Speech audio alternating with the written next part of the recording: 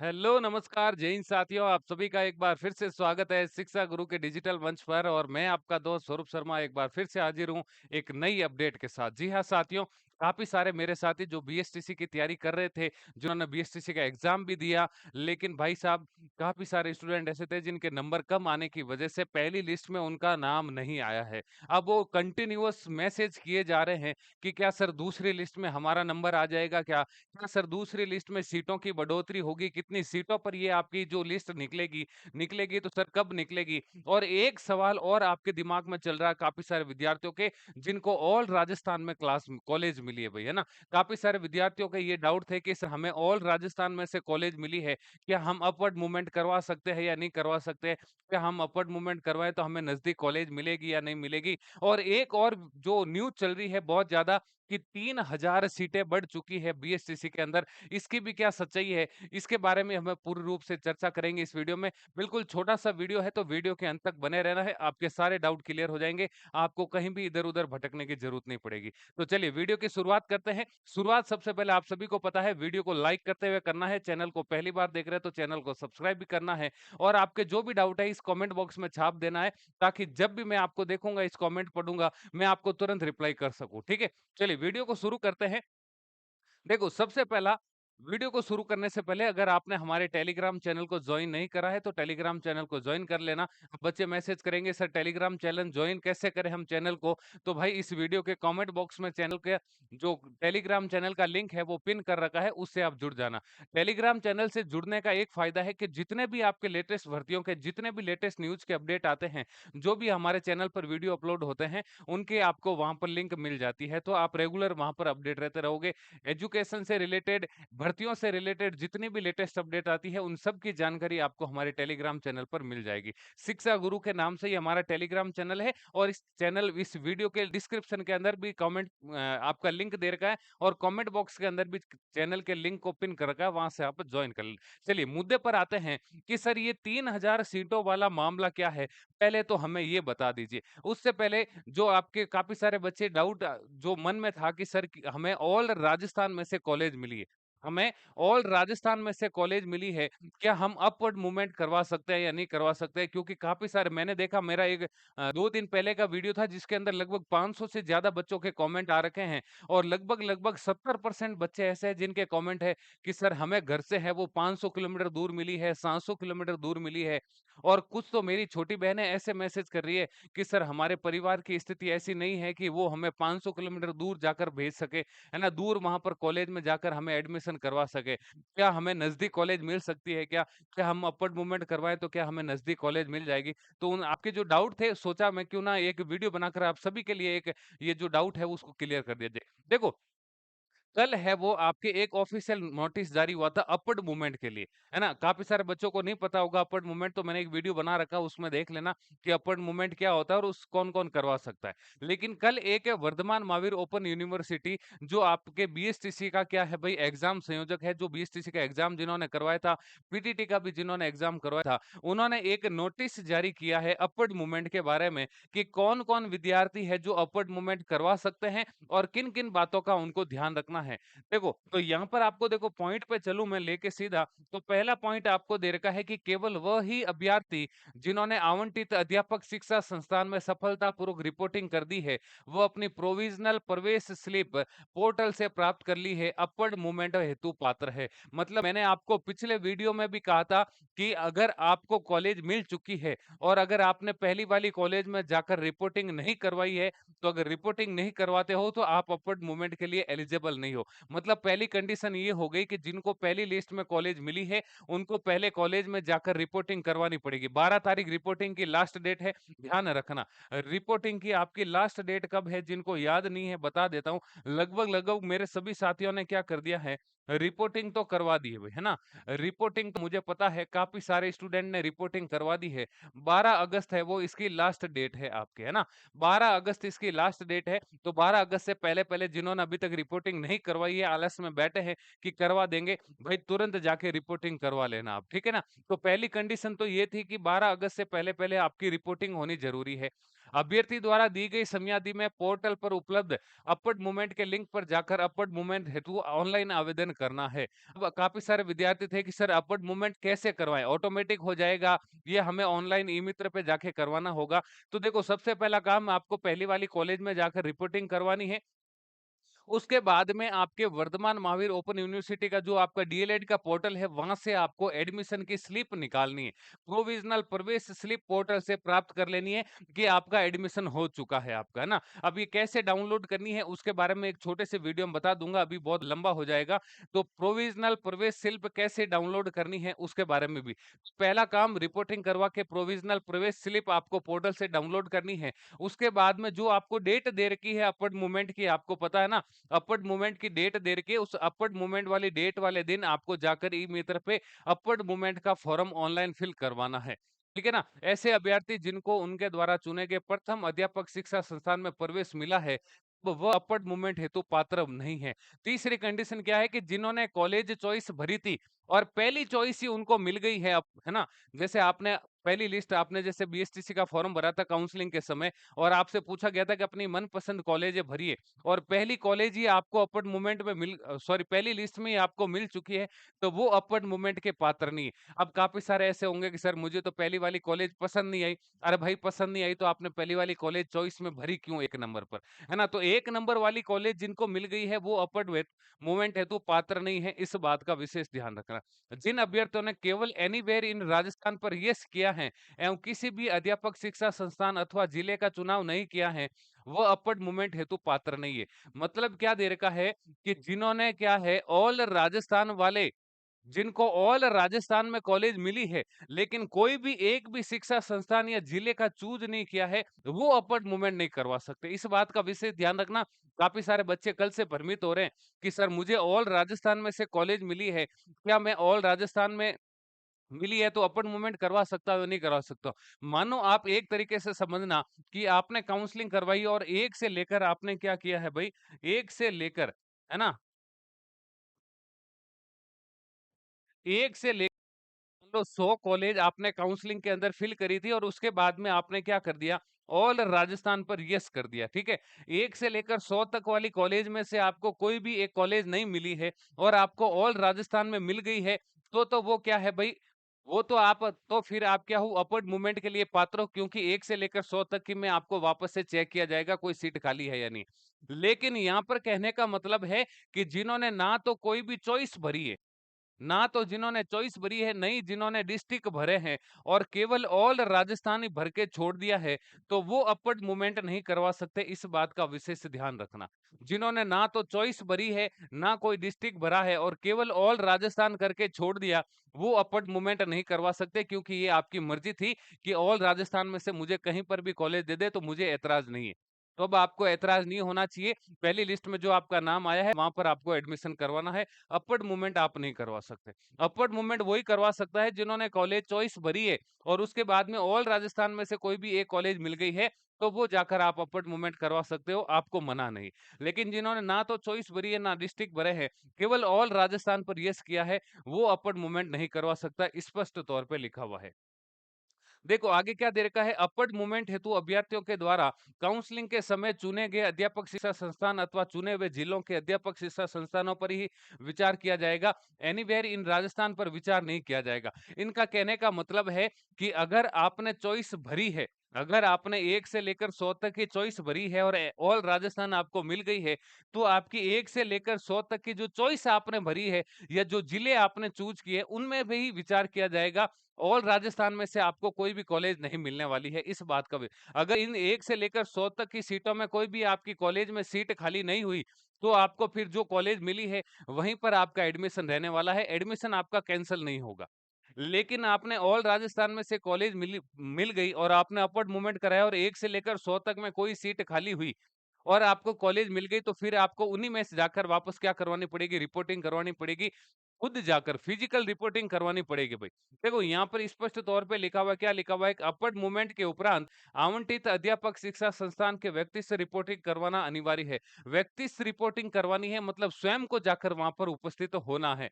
व्यक्ति से रिपोर्टिंग नहीं करवाने की स्थिति में अभ्यर्थी का प्रवेश निरस्त कर दिया जाएगा।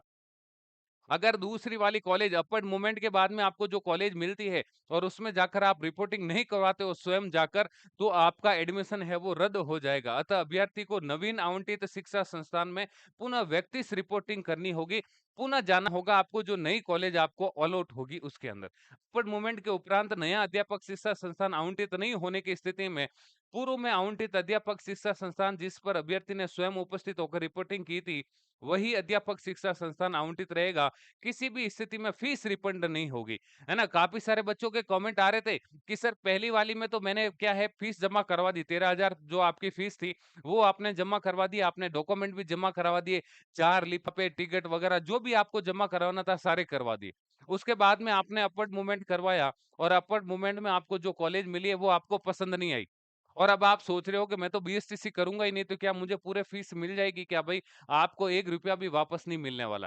पहली लिस्ट में जो आपको कॉलेज मिली है, आपको उसमें एडमिशन लेना पड़ेगा। नहीं लेते हो तो भी कोई दिक्कत नहीं है, आपको पैसा 1 रुपया भी रिफंड नहीं मिलेगा, ध्यान रखना इस बात का। है ना? काफ़ी सारे बच्चों के कमेंट आए थे मेरे पास कि सर मैं अपवर्ड मूवमेंट के बाद में जो कॉलेज मिलती है, उसमें जाकर अगर मैं रिपोर्टिंग नहीं करवाता हूँ, तो क्या मुझे फीस वापस मिल जाएगी? आपको 1 रुपया भी वापस रिफंड नहीं होगा। इस बात का ध्यान रखना। इन्होंने इस बार स्पष्ट तौर पर नोटिस में दे रखा है ना? पुनः फीस भरने की आवश्यकता नहीं है। लेकिन जिनको क्या है भाई, जिनको कॉलेज मिली है, दूसरी कॉलेज आपको आवंटित हो गई अपवर्ड मूवमेंट में, तो वहाँ पर आपको जाकर फीस नहीं भरनी है। जो पहली वाली फीस है, वो ऑटोमेटिक वहाँ पर समायोजित हो जाएगी इस बात का। तो ये अपवर्ड मूवमेंट के बारे में 2-4 डाउट थे काफ़ी सारे बच्चों के। इस बात का विशेष ध्यान रखना, डाउट हो जाएँगे आपके क्लियर। उम्मीद करता हूँ आपके अपवर्ड मूवमेंट से रिलेटेड जो भी आपके डाउट थे, वो सारे क्लियर हो गए होंगे। अब चलते हैं कि सर आपने ये जो 3000 सीटों वाला मामला बताया है, ये क्या 3000 सीटों? क्या वाक़ई में सीटें बढ़ी है या दूसरी लिस्ट 3000 सीटों पर आएगी? आएगी तो कितनी कट ऑफ रहने वाली है, कितने नंबर पर आपको कॉलेज मिल सकती है इस बार? अब इतने नंबर वालों का होगा सिलेक्शन, इतने नंबर वालों का होगा। काफ़ी सारे आपने चैनल देखे होंगे जहाँ पर आपको बता रहा है कि इस बार सेकंड लिस्ट है वो 350 नंबर वालों को कॉलेज मिल जाएगी। तो इस बात को विशेष ध्यान रखकर चलना भाई, अपने दिल को तसल्ली देने के लिए भले ही आप उस वीडियो को देखकर शांत हो सकते हो कि 350 पे मिल जाएगा, लेकिन नहीं मिलने वाला। आपने देखा होगा कि 430 440 से प्लस नंबर वालों को पहली लिस्ट में कॉलेज मिली है, तो भाई 70-80 नंबर का जो 50 और 40 90 नंबर का गैप नहीं होने वाला सेकंड लिस्ट में। आपको केवल जो अनुमानित कट ऑफ जो देखने को मिलेगी, वो आपको जो पहली लिस्ट वाली जी जो कट ऑफ थी आपकी, पहली लिस्ट वाली जो आपकी कट ऑफ थी ना, पहली लिस्ट में जो आपका कट ऑफ थी, उससे आपको क्या मिलेगी? मुश्किल से 3 से 6 नंबर कम मिलेंगे। 3 से 6 नंबर का मतलब हुआ 1 से 2 प्रश्न का डिफरेंस आपको देखने को मिलेगा, बाकी ज़्यादा आपको यहाँ पर डिफरेंस नहीं देखने को मिलेगा। क्योंकि इस बार पीटीटी के अंदर आपने देखा होगा, पीटीटी के अंदर है वो 15,000 सीटें अभी भी खाली पड़ी है।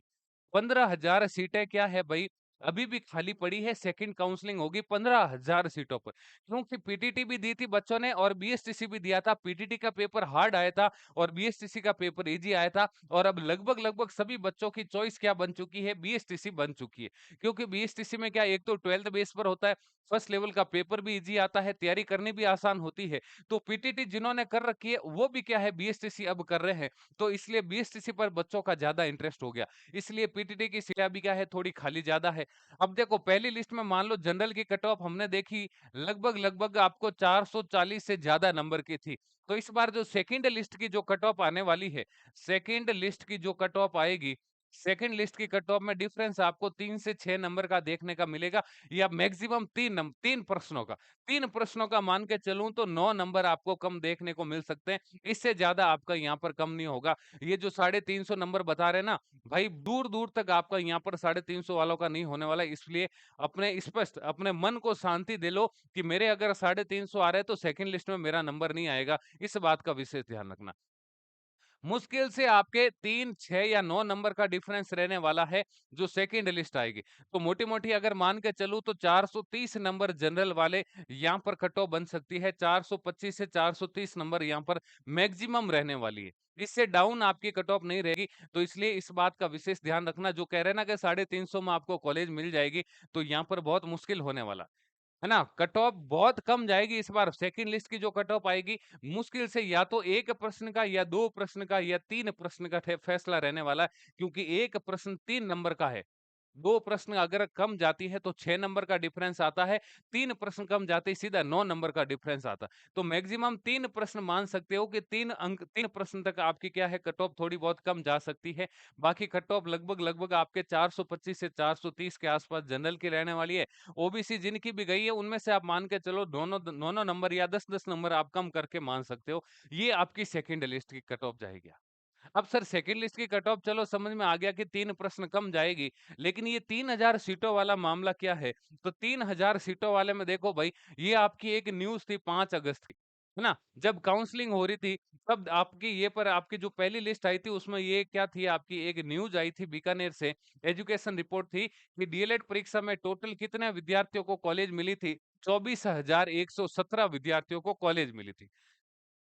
रिजर्व कैटेगरी की 1853 सीटें अभी भी क्या है भाई, खाली है। मतलब अभी भी क्या है, 1850 सीटें खाली है। 24,117 विद्यार्थियों ने क्या है, यहाँ पर आपको कॉलेज मिल चुकी है। इतने विद्यार्थियों को आपके आप देखोगे कि सर 24,000 कितने विद्यार्थियों को कॉलेज मिली है, तो 24,117 विद्यार्थियों को आपके यहाँ पर कॉलेज मिल चुकी है। ठीक है। अब उसमें क्या हुआ कि भाई काफ़ी सारे विद्यार्थी ऐसे हैं जिनको कॉलेज घर से बहुत दूर मिली है। 700 किलोमीटर दूर मिली है। गंगानगर वाले को कहाँ बहुत दूर चेप दिया, डूंगरपुर बांसवाड़ा चेप दिया, डूंगरपुर बांसवाड़ा को गंगानगर भेज दिया। इस दरमियान में क्या होगा कि काफ़ी सारे ऐसे विद्यार्थी होंगे जो क्या है, काउंसलिंग नहीं करवा पाएँगे। 24,117 सीटों पर जो आपके अलॉट हुई है पहली लिस्ट, हम मान के चलते हैं कि 10% कैंडिडेट ऐसे होंगे जो काउंसलिंग नहीं करवाएँगे दूर होने की वजह से। हो सकता है उनको कॉलेज घर से दूर मिली है, हो सकता है उनके घर की परिस्थितियाँ ऐसी नहीं होगी कि वो फीस भर पाएँगे। तो हम मोटी-मोटी मान के चलो तो इसका 10% होता है। 10% लगभग आपके 2400 विद्यार्थी होते हैं। कितने विद्यार्थी?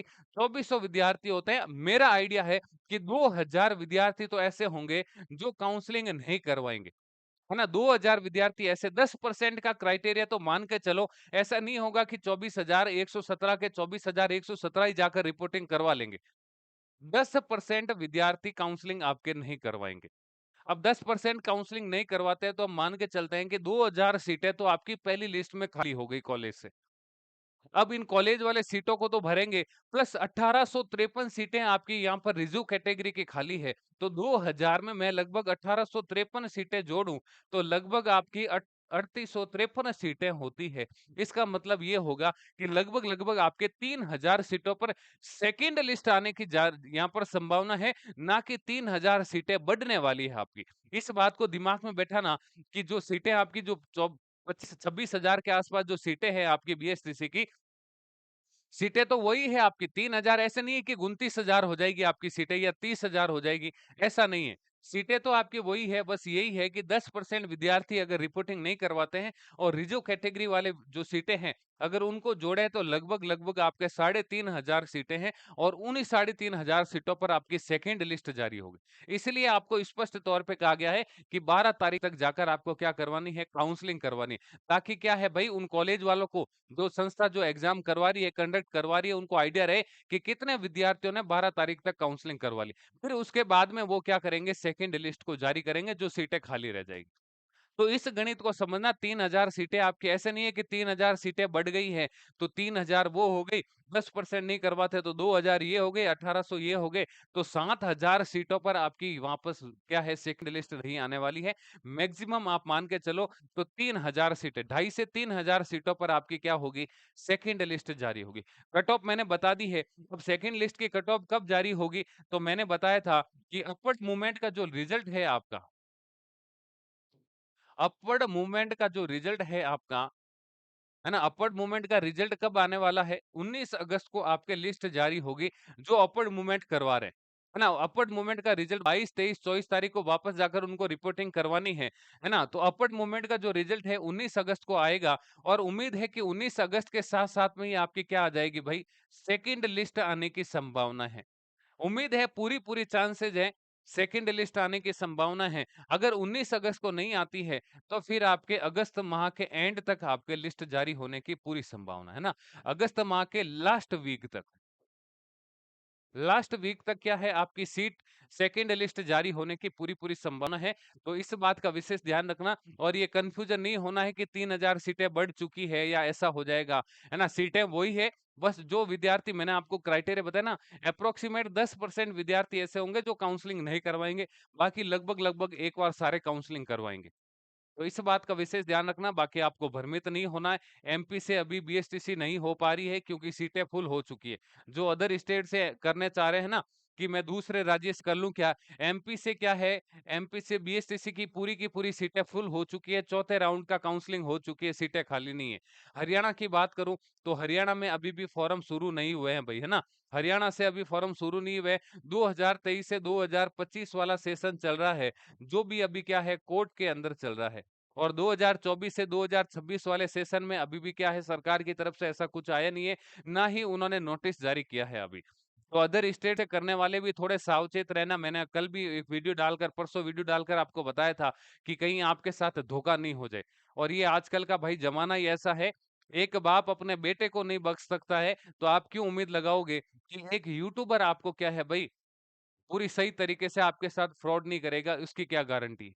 यूट्यूबर क्या मैं तो कहता हूँ किसी से किसी के पास भी चले जाओ, पहले मैंने कहा था ना कि कॉलेज को चेक करना, अगर कोई गारंटी लेता है कि मैं तेरा एडमिशन करवा दूँगा बीएसटीसी में, तो एनसीटी से मान्यता प्राप्त है या नहीं है, इस बात का भी विशेष ध्यान रखना। बाकी आप स्वयं समझदार हैं, उम्मीद करता हूँ जानकारी आपको अच्छी लगी होगी। अगर समझ में आई है, अच्छी लगी है तो अपने दोस्तों के साथ भी इसको फॉरवर्ड करना है, ताकि उनको भी क्या है, ये सारे डाउट है वो क्लियर हो चुके। ठीक है? तो चलिए चैनल पर पहली बार देख रहे हैं, वीडियो अच्छा लगा है तो चैनल को सब्सक्राइब भी करना है, वीडियो को लाइक भी करना है और आपके जो भी डाउट है वो कमेंट बॉक्स में छाप देना, मैं आपको समय मिलते ही आपको तुरंत रिप्लाई कर दूँगा।